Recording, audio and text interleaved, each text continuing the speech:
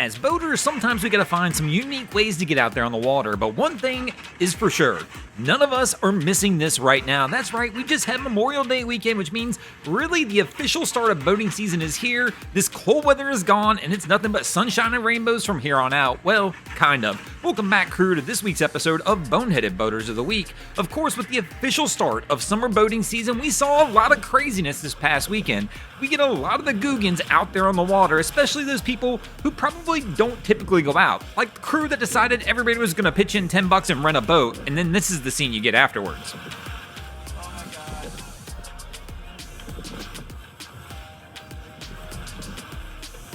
I will, however, admit that this is not your typical rental situation. Typically, when we think about rental boats out there with boneheaded boaters behind the helm, of course, we're typically thinking of those pontoon boys.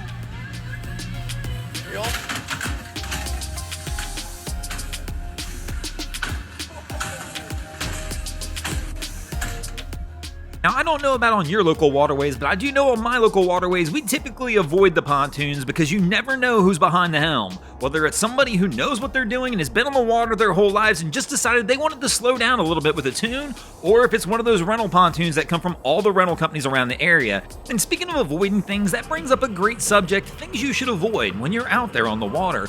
Well, one of the things you should avoid when you're out there on the water is going to be low bridges if you've got a tower. Another thing you may want to avoid is if you're out there boating with friends, is letting them be your guide.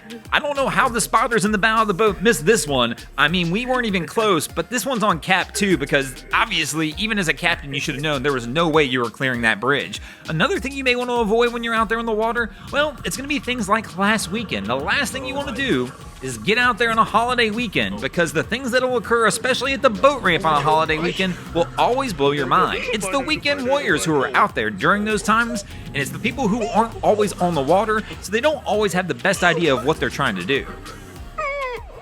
Now, another thing you may want to avoid in the boating world is going to be spending extra time on the dock. If you don't need to be on the dock, I really don't recommend you being down there. Now, I know it sounds like fun to go down there, walk on the dock, and check out the boats, but the reality is, the docks are probably a lot more dangerous than you think, with a lot of things going on, and if you don't need to be down there, you're probably just getting in somebody's way. The next thing you'll want to avoid in boating, this one seems pretty obvious, but we see it all the time, that's going to be the old sandbars. Now, I know that one's easier said than done. I mean, the sandbar's submerged, you can't really see it, but let's be honest as well, if you're going to spend $500,000 on a boat like this, crew, surely you can come up with a couple extra grand to add a GPS so you can see where you're actually going on the boat. The next thing you really should avoid, and this is one we see every single holiday weekend over and over again, and that's being that old bow rider. Now, I know it may sound like fun to get up there and go for a ride, but let's be honest, you're not Leo in Titanic, and any captain worth his salt isn't letting anybody else up there. And speaking of being worth your salt, another thing you're going to want to avoid, that's going to be new boaters out there on the water. Now, this one's very subjective and very difficult to actually identify.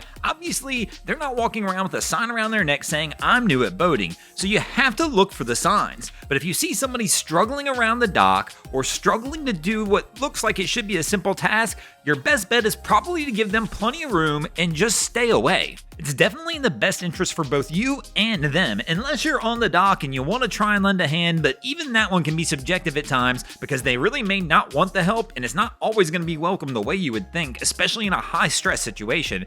Other boaters you'll want to avoid out there will be a little more obvious. If you see them out there doing stupid things, it is best just to stay away. On the water, you just got to use a little common sense. Look for situations that you know you should probably avoid, and your day's going to go a whole lot smoother. Thanks for watching, crew. Hope you enjoyed this episode of Boneheaded Boaters of the Week. If you ever see anything crazy happening out on your waterways, be sure to hit us up on Facebook or Instagram and let us know, and you might see your stories over here. Just like Hunter Nev, Dalton Sargent, and Adam Coolidge did this week. And if you guys haven't already, go ahead and drop an anchor on the subscribe button here.